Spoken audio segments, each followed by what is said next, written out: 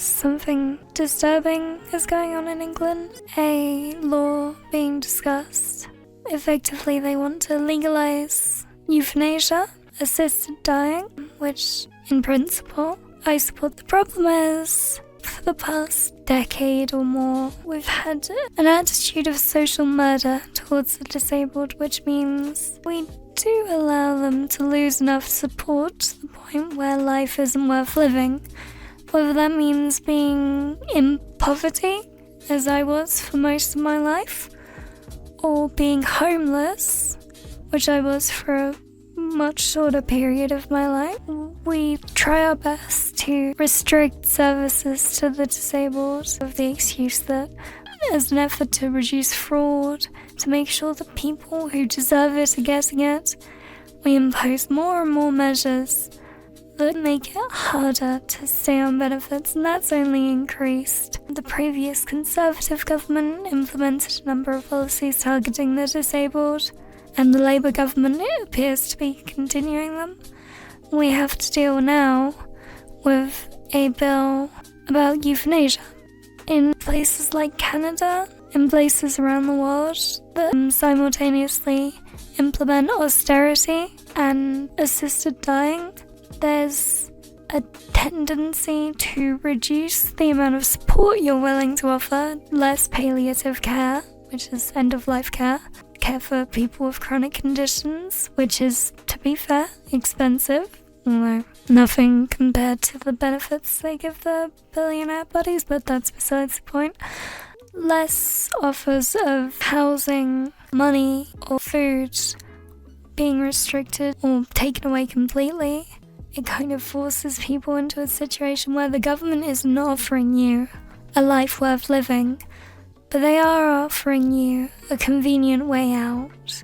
The UN did a study on the UK, on the state of disabled people, and they found out that there's already a pretty high suicide rate amongst people who are disabled, who have been taken off of government assistance because of whatever reason. Maybe they couldn't attend an appointment to make sure that they're properly disabled.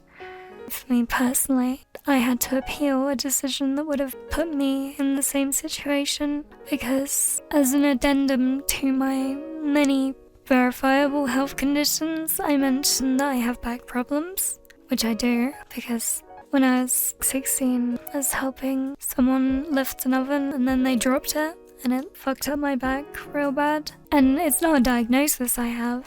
They asked me what problems I have, and I mentioned that as an addendum to all of the ones that were verifiable diagnosed already. And they took that as a lie, as in, oh, this person is lying about their health because of this one thing that was not diagnosed, and therefore we're going to cease their benefits. And I managed to successfully appeal that, thankfully. But many people are pushed off of government assistance in very trivial ways, and that has led to a verifiable increased suicide rate amongst the disabled already.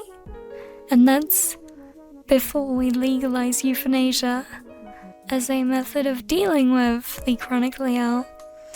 Currently, the government in the UK is proposing this exclusively as an option for those with 6 months or less left to live. However, there have already been MPs who are talking about expanding this to people with chronic health conditions. So before the bill has even passed, they're expanding the criteria for it. I really don't want to be forced into dying, to be honest. I'd rather that we don't adopt an attitude as a society that it is the duty of the disabled to die for the sake of the economy. I expect this to pass through Parliament, no matter what, to be honest. There's too many interests that align with making this legal, even though if a very small amount of people support it. Although I don't think the right to die is particularly unpopular, and it is a right that people deserve. The government has talked more and more about getting disabled people back to work, but for people like me with immune conditions, that effectively means go die from an infectious disease. Have fun! So I am asking you, if you are a UK citizen, to consider if you have a disabled family member, a disabled friend, anyone that you care about who is disabled, who's dependent on government assistance to exist. Consider contacting your local MP and expressing your disapproval for this in a way that is polite and reasonable, but nonetheless firm. Thanks for hearing me out. Hope everyone has a wonderful day. Bye-bye.